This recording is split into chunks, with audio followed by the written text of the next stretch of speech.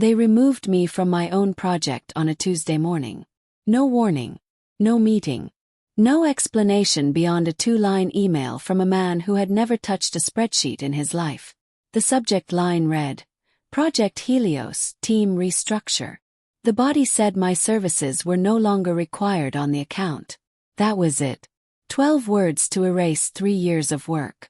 I remember staring at my screen, coffee going cold beside my keyboard, trying to convince myself I had misread it. I had not. My name, Marcus Webb, was gone from the Helios project roster by 9 a.m. By 9:15, my keycard had been downgraded. I could no longer access the Helios floor. The man who did it was named Colt Brennan, 26 years old, an MBA from a school his father's donation helped build, and the son of the CEO of Brennan Capital Group, the firm that owned everything I had spent the last 3 years building. I was 41. I had designed the Helios framework from a blank page. I had lived inside this project through late nights and early mornings and weekends I would never get back. And on that Tuesday morning, I learned that none of that apparently mattered at all. Let me take you back to where this all began, because you need to understand what Project Helios actually was before you can understand what happened when it fell apart. 3 years before that Tuesday, I was brought into Brennan Capital Group as a senior infrastructure consultant. My job was straightforward on paper. Design a scalable financial data architecture that could support the firm's expansion into Southeast Asian markets. In reality, it was one of the most complex systems builds I had ever tackled.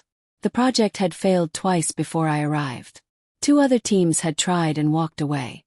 When I sat down with the old blueprints, I understood why. They had been trying to build something new on top of broken foundations. I did not do that. I scrapped everything. I started from scratch. I called the new framework Project Helios, named after the Greek god of the sun, because I wanted something that would illuminate data pathways that had been dark for years. 14 months in, we had something that worked. 22 months in, it was tested and ready. By month 30, 3 major institutional investors had already expressed serious interest. Then Colt Brennan arrived at the firm. Colt had joined Brennan Capital Group 6 months before he removed me from Helios. His father, CEO Raymond Brennan, had brought him in as Deputy Director of Strategic Development. That title meant nothing. It was a shelf position, designed to give Colt somewhere to sit while Raymond figured out what to do with him. Colt had failed at 2 other ventures before this. A tech startup that burned through $11 million before closing. A real estate development firm that never developed anything. But he was charming, he was loud, and he wore very expensive shoes. The first time I met Colt, he walked into a Helios Progress meeting 40 minutes late, sat at the head of the table without being invited to, and asked me to explain the whole project in under 2 minutes. I did not do it in 2 minutes. Took 16. He checked his phone 4 times during my summary. After I finished, he nodded slowly and said, "Cool stuff. But the deck needs to look better." That was his entire contribution to a meeting about a multi-million-dollar data infrastructure project. The deck needed to look better. I should have known then what was coming. The email removing me from Project Helios arrived on a Tuesday at 8:47 a.m. By 10 a.m., Colt had already sent a company-wide announcement welcoming his newly consolidated Helios leadership team. My replacement was a man named Troy, who had joined the firm 4 months earlier and whose previous experience was in hospitality management. Not financial systems. Not data architecture. Hospitality. Hotels and resorts. I read Troy's LinkedIn profile 3 times to make sure I had the right person. I had the right person. The announcement also noted that the Helios Investor Showcase, the major event I had been building toward for over a year, was now scheduled for that Friday. 3 days away. I had known about the showcase for months. I had prepared a detailed technical briefing document for it. I had coordinated with the legal team on disclosure requirements and with the compliance officer on data handling procedures. I had personally set up the secure data demonstration environment that the investors would interact with live during the presentation. I had tested it twice. It was ready. None of that work had been handed over to anyone, because no one else at the firm knew how any of it actually worked. I spent Tuesday afternoon in a strange kind of calm. My colleague and closest friend at the firm, a data engineer named Felix, came and sat across from me at lunch. Felix was quiet and methodical and one of the few people at Brennan Capital who truly understood what Helios was. He looked at me with the careful expression of a man choosing his words very precisely. "They don't know what they just did," he said. He nodded. "They think they removed a consultant," I said. "They actually removed the only person who can authenticate the live demo environment." Felix went still. "The investor showcase," he said. "Yes," I said. "The secure demonstration server runs on a dual authorization protocol I designed. My credentials are embedded in the system architecture. Without my authorization token, the live data feed does not activate. It just shows a blank screen." Felix stared at me for a long moment. "Does anyone else know that?" "I documented it in the technical handover guide," I said. "The one I was supposed to present at the handover meeting. The meeting that never happened because you were removed before it was scheduled," Felix said. "Yes," I said. We finished our lunch in silence. I want to be very clear about something. I did not plan any of this. I am not that kind of person. I did not sit in my apartment that Tuesday night plotting a strategy or mapping out how this would unfold. I ate leftover pasta. I watched a documentary about migratory birds. I called my mother and talked about nothing important for 20 minutes. I went to bed at 10:30. What I had told Felix was simply the truth, stated plainly. The Helios live demonstration environment had been designed with a layered security protocol because we were handling sensitive institutional financial data. My authorization token was not a password someone could guess or a key someone could copy. It was biometrically linked and tied to my firm credentials. Credentials that had been downgraded the moment I was removed from the project. The system was working exactly as it was designed to work. If an unauthorized user tried to activate the live data feed, it would simply not respond. It would display a holding screen and wait patiently for valid credentials. I had built it that way because data security was not optional in our regulatory environment. I had never imagined the unauthorized user would turn out to be the entire new Helios team. They removed me from my own project on a Tuesday morning. No warning. No meeting.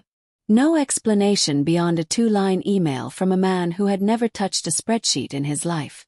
The subject line read, "Project Helios, Team Restructure." The body said my services were no longer required on the account. That was it. 12 words to erase 3 years of work.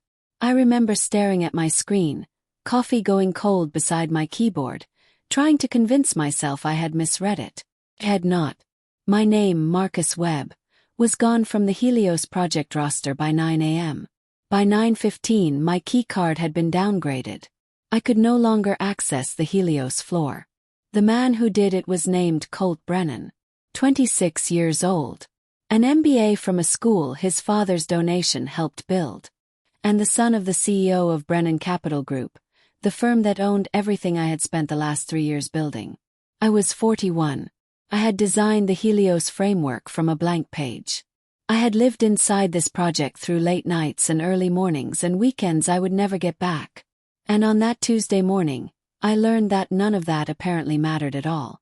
Let me take you back to where this all began, because you need to understand what Project Helios actually was before you can understand what happened when it fell apart. 3 years before that Tuesday, I was brought into Brennan Capital Group as a senior infrastructure consultant. My job was straightforward on paper. Design a scalable financial data architecture that could support the firm's expansion into Southeast Asian markets. In reality, it was one of the most complex systems builds I had ever tackled. The project had failed twice before I arrived. 2 other teams had tried and walked away. When I sat down with the old blueprints, I understood why. They had been trying to build something new on top of broken foundations. I did not do that. I scrapped everything. I started from scratch. I called the new framework Project Helios, named after the Greek god of the sun, because I wanted something that would illuminate data pathways that had been dark for years. 14 months in, we had something that worked. 22 months in, it was tested and ready. By month 30, 3 major institutional investors had already expressed serious interest. Then Colt Brennan arrived at the firm. Colt had joined Brennan Capital Group 6 months before he removed me from Helios. His father, CEO Raymond Brennan, had brought him in as Deputy Director of Strategic Development. That title meant nothing. It was a shelf position, designed to give Colt somewhere to sit while Raymond figured out what to do with him. Colt had failed at 2 other ventures before this. A tech startup that burned through $11 million before closing. A real estate development firm that never developed anything. But he was charming, he was loud, and he wore very expensive shoes. The first time I met Colt, he walked into a Helios Progress meeting 40 minutes late, sat at the head of the table without being invited to, and asked me to explain the whole project in under 2 minutes. I did not do it in 2 minutes. Took 16. He checked his phone 4 times during my summary. After I finished, he nodded slowly and said, "Cool stuff. But the deck needs to look better." That was his entire contribution to a meeting about a multi-million-dollar data infrastructure project. The deck needed to look better. I should have known then what was coming. Wednesday morning I received a phone call from Troy. He introduced himself politely enough, said he had been reviewing the Helios technical files, and had a few questions. I told him I was happy to help, professionally and calmly. He asked about the demonstration server. I explained that the live demo environment required my personal authorization token to activate, and that no one else's credentials would work. There was a pause. "Can you send us the token?" he asked. I explained patiently that the token was biometric. Could not be sent by email or transferred in any form. It was physically tied to my identity and generated only in person at an authenticated terminal. Another pause, longer this time. "Is there a backup process?" "Yes," I said. The backup protocol requires a formal written request submitted to the system vendor, countersigned by the project lead and verified by our compliance officer. That process takes 5 to 7 business days once all documentation is filed correctly. The showcase was in 2 days. Troy thanked me quietly and ended the call. He did not follow up and I did not call him back. I sat at my desk and waited. 40 minutes later my phone rang again and it was Colt. Colt's tone on the phone was different from anything I had heard from him before. The casual performance was gone. He sounded like a man standing at the edge of something he did not realize was a cliff until he looked down. He asked me about the authorization token. I explained exactly what I had explained to Troy. He asked if there was any way around it. Said no. He asked if I could come in and activate it manually. I told him that activating the system required me to be logged in as an authorized project team member. He had removed me from the project team. There was a long silence. Then he said, "Marcus, I think there may have been some miscommunication about your role going forward." I did not respond to that. Waited. He continued, "We'd like to bring you back in as a technical advisor for the showcase. Temporarily." I asked him to send me that request in writing, through the firm's official HR system, with Raymond Brennan copied. Another silence. Longer this time. He said he would arrange that. I thanked him and said I would await the written request. Then I waited to see if he would actually send it. He did not send the request that day. By Wednesday evening I had heard nothing official. Colt was almost certainly consulting with the IT team and possibly calling the system vendor directly, looking for any gap in the wall. I knew what the IT team would find. I had worked closely with them for nearly 2 years, and they understood the Helios security architecture well enough to confirm exactly what I had told Troy and Colt. The live demo environment could not be activated without my biometric credentials, full stop. The vendor would say the same thing when reached. The backup authorization process was not a loophole or a clever workaround. It was a formal regulatory procedure with a fixed timeline, and no phone call from a CEO's son could accelerate it. By Thursday morning I still had no written request from HR. Instead my phone rang at 9. It was Vera, Raymond Brennan's personal assistant, calling in her unhurried, precise way. She said Raymond would like to meet with me that afternoon in his office. I told her I would be there. I spent the rest of the morning putting on my best jacket and gathering every document I owned on Project Helios. Raymond's office was on the 32nd floor, with a view of the city that made everything below look ordered and manageable. He was standing when I came in, which I had not expected. He shook my hand firmly and gestured to the chair across from his desk. Colt was there too, sitting to one side with his arms folded and his expensive shoes pointed toward the door like a man already thinking about leaving. Raymond did not waste time.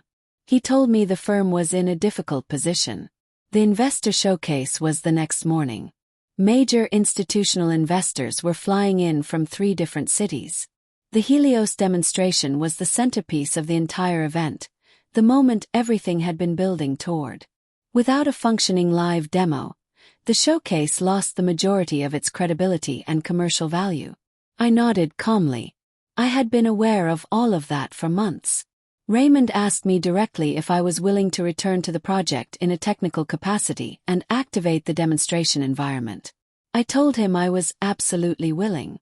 I had always been willing, but I needed something first. Raymond asked what I needed. I placed a single sheet of paper on his desk. The document on Raymond's desk was not aggressive. I had been deliberate about that. It was a clean, 1-page professional services agreement with 3 specific clauses. First, that I be formally reinstated as lead architect on Project Helios, with my name restored to all official documentation and investor materials immediately. Second, that any future changes to the Helios team structure required my written consent as the system's original designer. Third, that my consultant fee for the remainder of the engagement be adjusted to reflect the project's actual commercial scale and value, not the figure we had agreed on when Helios was still just a blueprint and a hope. I had priced that third clause fairly. I had researched comparable roles across the industry. I was asking for what the work was worth and nothing beyond that. Raymond read the document twice in silence. Colt stood and said, "This is leverage. He is holding the company hostage." I turned and looked at Colt steadily. I said very quietly, "I designed a secure system. The system is working exactly as it was designed to work. That is not leverage. That is engineering." Raymond raised one hand slowly, and Colt sat back down without another word. Raymond signed the document. He signed all 3 clauses without crossing anything out, without negotiating, without asking for a day to consider it. He was a businessman above all else, and he understood the math in front of him clearly. He had a room full of institutional investors arriving the next morning and a live demonstration system that only one person on the planet could activate. Sentiment had no weight in that kind of calculation. After he signed, he slid the document back across the desk to me. I countersigned it carefully, kept one copy folded in my jacket pocket, and left the original in front of him. Colt did not speak again while I was in the room. I thanked Raymond for his time, shook his hand, and took the elevator back down to the lobby alone. I walked out into the cold afternoon air and stood still on the pavement for a moment before I let myself breathe properly. I had believed Raymond would sign.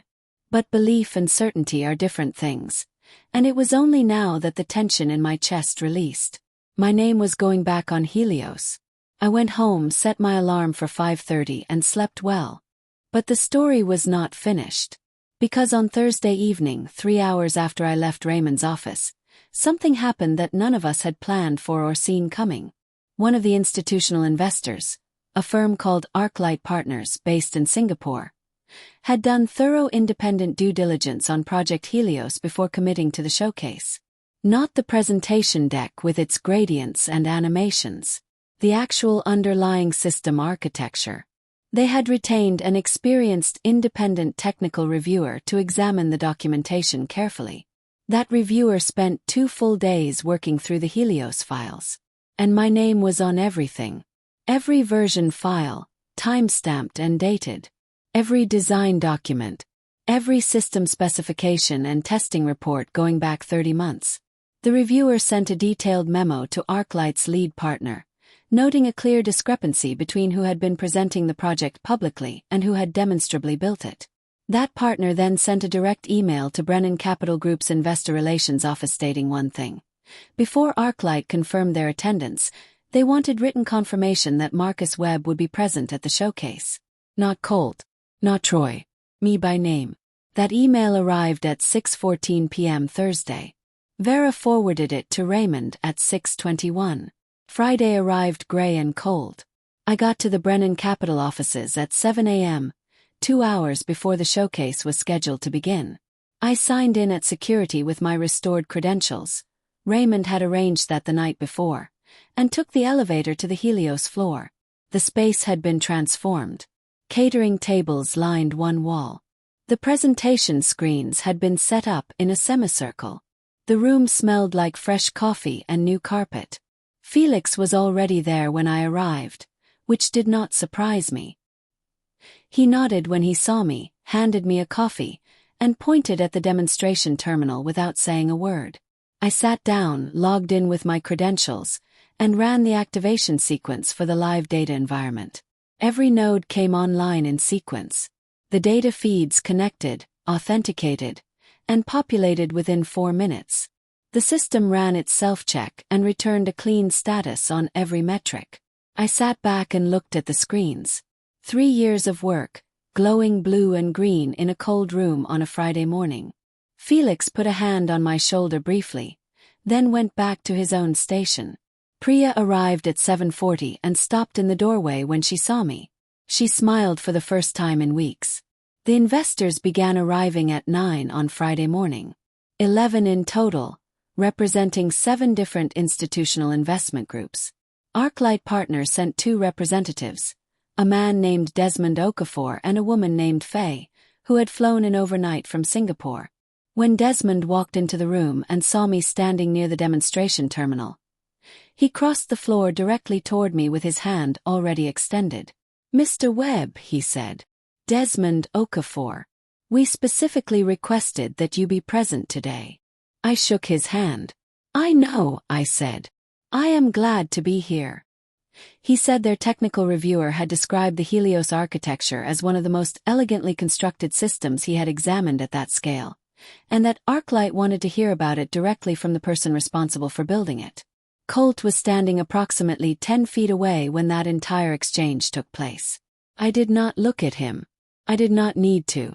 The room was full of serious investors who had come to understand a system, and the system had a designer, and that designer was me. Colt had beautiful slides.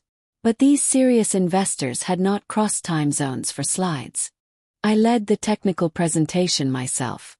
45 minutes, no slides.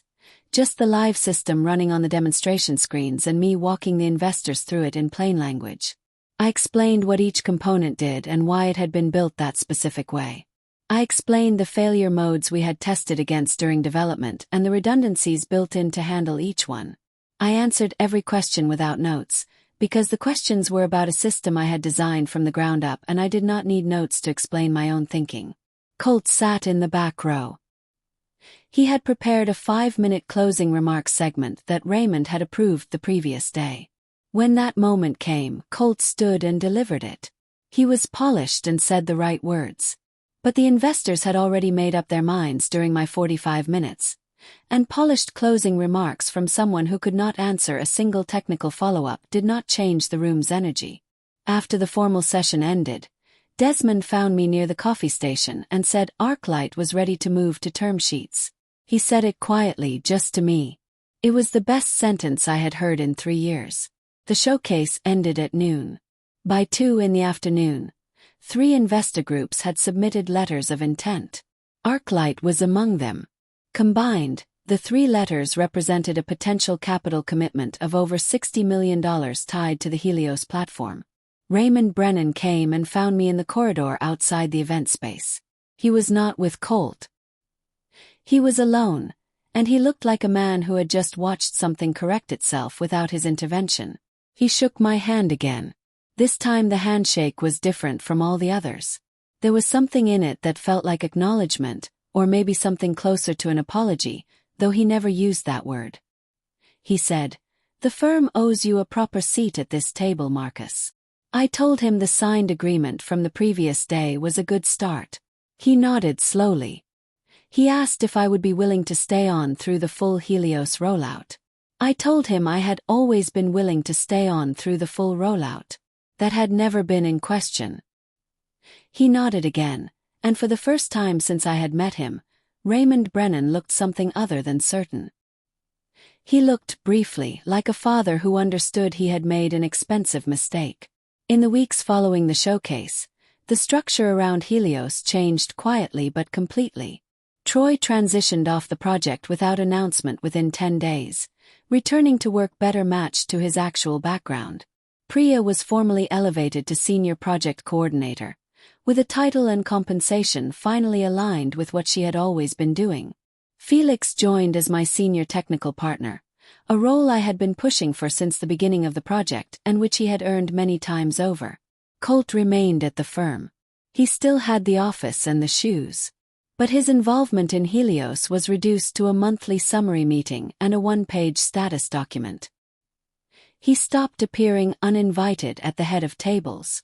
Whether that came from the showcase or from some internal decision I was not part of, I did not know.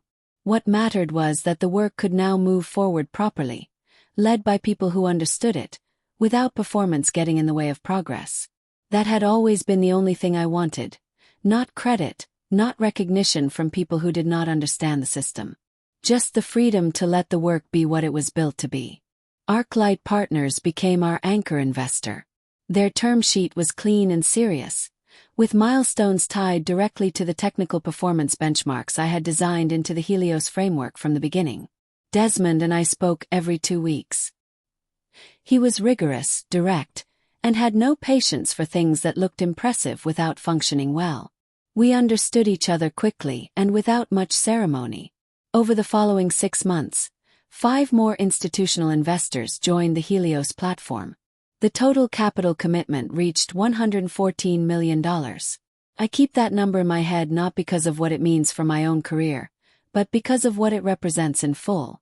$114 million of institutional confidence placed in a system I built from a blank page, alone 3 years earlier. There is a version of this story where that number does not exist. Where a Tuesday morning email ends everything, and a man with an MBA presents a live demonstration that shows a blank screen to 11 investors who have flown in from 3 different cities. That version almost happened. I think about that sometimes. Not bitterly and not often, but carefully and with genuine gratitude for how it turned out. My son is 14. His name is Benji, and he is at that age where he is starting to understand that the world does not always work the way it should. He asked me one evening a few months after the showcase what had happened with my job. I had not told him the details because they were complicated and I had not wanted to worry him.